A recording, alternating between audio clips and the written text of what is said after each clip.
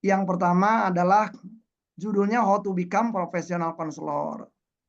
Nah, karena rupanya nih, kenapa nih judul ini yang dimunculin gitu ya? Karena rupanya setiap workshop apapun seringkali ada pertanyaan-pertanyaan mendasar itu. Gimana sih kita menjadi konselor yang baik itu? Eh, apakah kalau klien nggak ngejawab, klien diem aja pada waktu di dalam ruangan konseling, itu kita harus ngapain? Emang kita itu harus ya, apa namanya, setiap klien itu menemukan pemecahan masalah misalnya. Nah, itu kayaknya pertanyaan-pertanyaan yang banyak gitu. Kita memberikan workshop apapun selalu adalah pertanyaan-pertanyaan seperti itu. Dan pertanyaan-pertanyaan seperti itu sebenarnya mengindikasikan hal yang paling dasar sebenarnya. Bagaimana sih kita menjadi konselor profesional. Jadi artinya dasar-dasar apa sih, keterampilan apa saja sih yang wajib kita miliki kalau kita pengen menjadi konselor profesional. Eh, Berarti keterampilan itu berupa dimulai otomatis adalah pemahaman tentang diri kita, pengenalan tentang diri kita sendiri gitu ya. Yang kedua adalah pengenalan tentang klien, ragam keunikan klien. Nah, yang ketiga nih berarti adalah kompetensi apa saja atau tools apa saja yang perlu kita miliki. Nah, tools itu bisa berupa pengetahuan, teori atau konsep yang wajib kita miliki. Yang kedua juga adalah keterampilan-keterampilan yang perlu kita miliki. Misalnya keterampilan hadir bersama klien, bagaimana kita melakukan attending skill. Yang kedua adalah keterampilan bagaimana kita mengajukan pertanyaan-pertanyaan yang tepat atau questioning skill. Yang ketiga adalah keterampilan bagaimana menyimak, listening skill. Nah, listening skill ini banyak. Dan dari pengalaman saya melatih sejumlah profesional, rata-rata di keterampilan ini yang perlu kita dilatih. Karena seringkali banyak di antara kita adalah yang tidak attending. Jadi badan kita doang yang ada di situ, tapi pikiran kita udah terlalu jauh pada waktu kita menyimak klien misalnya. Nah, jadi ini juga yang barangkali perlu dilatih. Nah, kemudian juga keterampilan menanggapi hasil kita menyimak tadi. Oh, sangat mungkin nih klien ini ternyata kalimat-kalimatnya tidak runtut, kalimat-kalimatnya semuanya sifatnya opini, tidak ada bukti empirik gitu ya. Sehingga juga peluangnya dia mengalami pemikiran yang terdistorsi. Nah, sehingga kalau misalnya kita tahu seperti itu, kita berarti perlu menanggapinya dengan cara apa? Nah, apakah kita menanggapinya dengan meminta mengelaborasi misalnya? Apa kita menanggapinya dengan konfrontasi misalnya saja? Karena beberapa informasi yang disampaikan klien misalnya bertentangan satu sama lain atau berbeda satu sama lain. Atau bisa jadi juga kita melakukan meminta bukti, atau kalau misalnya kita menemukan misalnya klien melakukan generalisasi berarti kita meminta yang spesifik. Atau kalau klien misalnya menggunakan kalimat-kalimat yang tidak lengkap objeknya, tidak lengkap predikatnya, berarti kita nanya gitu area-area atau informasi-informasi yang tidak lengkap tadi. Nah, itu adalah keterampilan menanggapi, termasuk barangkali kalau kita menggunakan keterampilan paling dasar, yaitu adalah bagaimana kita menanggapi klien menggunakan pertanyaan-pertanyaan Sokrates misalnya. Apa sumber informasinya? Apa efeknya kalau itu misalnya diyakini? Apakah misalnya ada informasi lain yang bertentangan tentang apa yang diyakini si klien? Apa kemudian impact kalau si klien tetap misalnya saja dengan keyakinannya itu, apakah itu adaptif atau maladaptif. Nah, itu berarti adalah keterampilan menanggapi. Yang berikutnya adalah keterampilan wicara. Nah, keterampilan wicara ini adalah bagaimana kita bicara supaya pembicaraan kita itu adalah mempunyai daya terapetik, daya provokatif. Ya, provokatifnya adalah menghasut dalam rangka si klien mengambil sebuah tindakan-tindakan yang mengarah kepada tujuan atau kepada perubahan yang diinginkan. Nah, sehingga berarti kita perlu memiliki kemampuan bagaimana berbicara normalizing, bagaimana kita melakukan deframing, bagaimana kita melakukan framing, bagaimana kita melakukan reframing, bagaimana kita membuat saran gitu ya. Saran itu bisa kita lakukan dengan dua cara misalnya. Apakah saran itu digunakan dengan cara langsung atau saran yang sifatnya tidak langsung yang biasanya kita gunakan dengan istilah metafora. Nah, berikutnya juga adalah keterampilan bagaimana kita juga memanfaatkan misalnya kemampuan-kemampuan analogi metafora dari pengalaman-pengalaman klien sendiri. Nah, jadi keterampilan-keterampilan dasar ini adalah keterampilan yang perlu dimiliki oleh seorang yang mau dia menjadi seorang profesional konselor. Nah, jadi ini adalah keterampilannya sifatnya memang perlu dilatih ya. Kalau nggak dilatih ya sulit gitu ya. Terutama juga perlu mendapatkan umpan balik ya bahwa apakah kita sudah benar gitu atau kita ada beberapa hal yang perlu kita diperbaiki atau diimprove. Nah, jadi itu adalah workshop yang barangkali direncanakan akan dilakukan bersama YKMS. Yang kedua ada kaitannya dengan brief motivasional counseling dan psikoterapi. Nah, ini sebenarnya mengawinkan nih. Ya, workshop ini mengawinkan keunggulan dari dua pendekatan. Pendekatan yang pertama adalah solution focus brief therapy. Pendekatan yang kedua adalah motivasional interviewing. Nah, jadi solution focus brief therapy itu sendiri kan mengacu kepada hasil karya dari dua orang tokoh ya, laki dan perempuan itu ya, Im Sok Kin Baek gitu. Nah, dan itu juga mengacu juga kepada pendekatan brief terapinya dari sejumlah para profesional yaitu seperti Milton Erickson, kemudian juga John Batson dan juga adalah Virginia Satir. Nah, pendekatan itu, solution focus brief therapy ini sendiri adalah sebenarnya pendekatan yang merupakan pendekatan yang muncul dari hasil melakukan self kritik terhadap tata laksana konseling dan psikoterapi di era 1980 ya. Jadi berarti akhir abad 20 ya. Nah, jadi sementara kan kita sekarang udah masuk abad 21 nih. Nah, jadi hasil kritik itu ya terhadap pendekatan lama yang menggunakan medical model itu lahir di dalam pendekatan baru yang pertama berorientasi kepada tujuan, bukan berorientasi kepada problem. Jadi berorientasinya kepada solusi. Fokus kepada resources daripada kepada kelemahan-kelemahan yang dilakukan atau yang dimiliki oleh klien. Fokus kemudian kepada apa yang mungkin diubah, bukan kepada sesuatu yang tak dapat diubah. Kemudian juga fokus kepada hal yang memungkinkan ya dilakukan perubahan. Fokus juga kepada pengecualian. Jadi setiap masalah itu pasti ada pengecualiannya.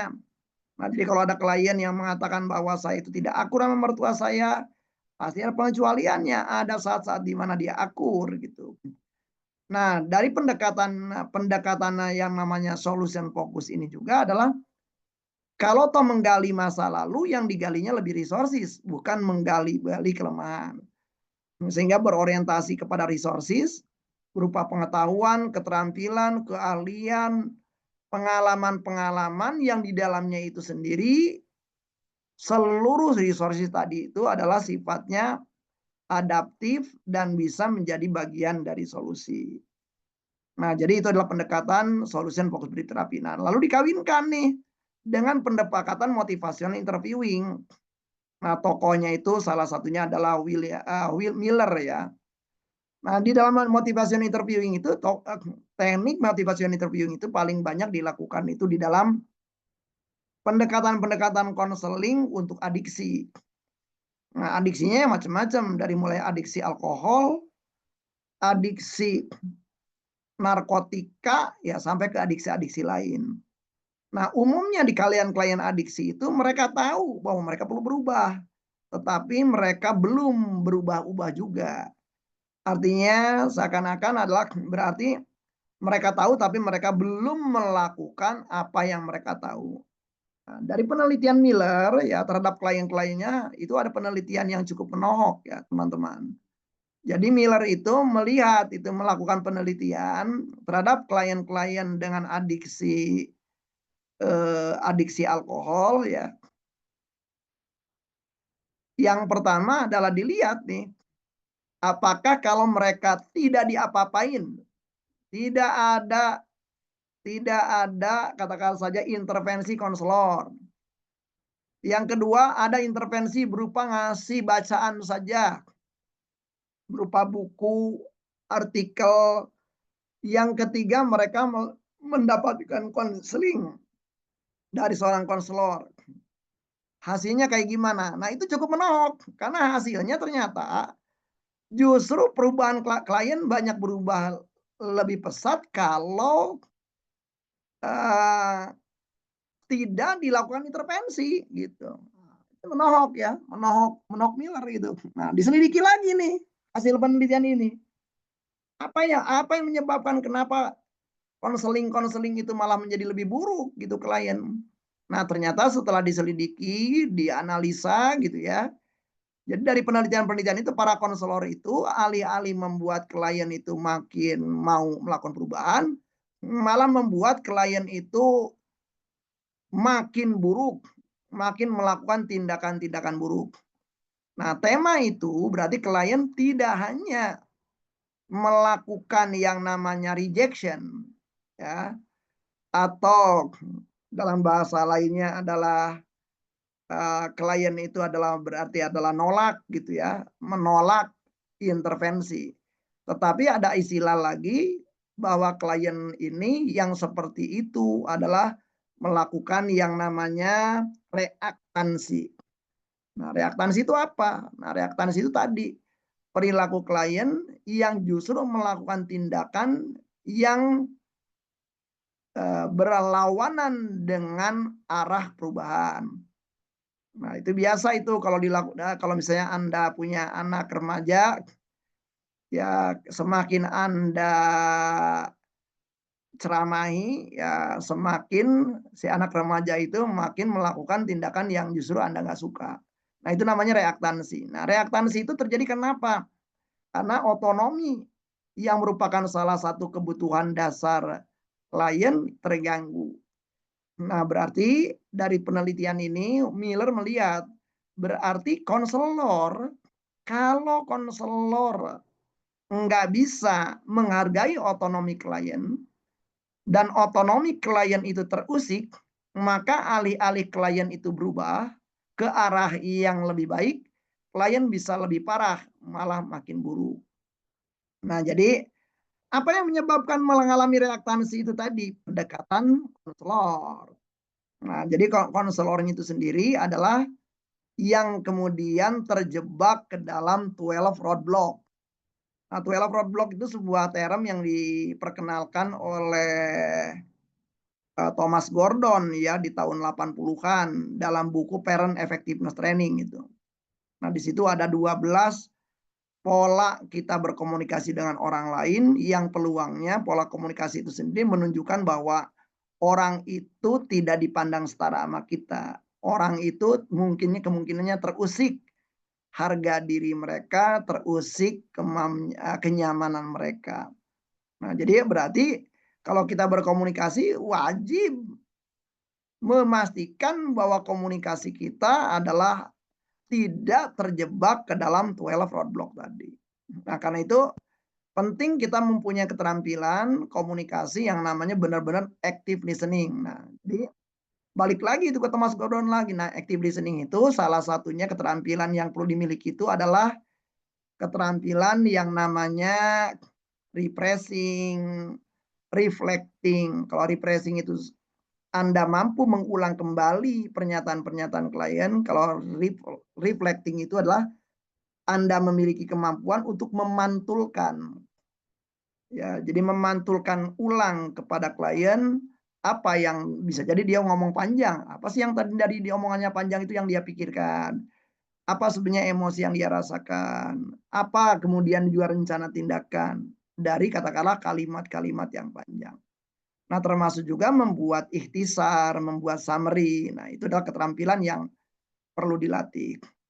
Nah, di sisi lain berarti ada keterampilan-keterampilan mengajukan pertanyaan juga yang dilatihkan. Nah, kalau di dalam versi aslinya SFBT, pertanyaan itu meliputi pertanyaan penggali tujuan, pertanyaan penggali tujuan itu macam-macam. Ada yang to the point misalnya, apa saja tujuan Anda, apa indikator dari tujuan Anda. Kalau tujuan Anda digambarkan dalam bentuk SMART seperti apa misalnya. Tapi bisa juga pertanyaan tujuan itu diubah dari pernyataan masalah klien.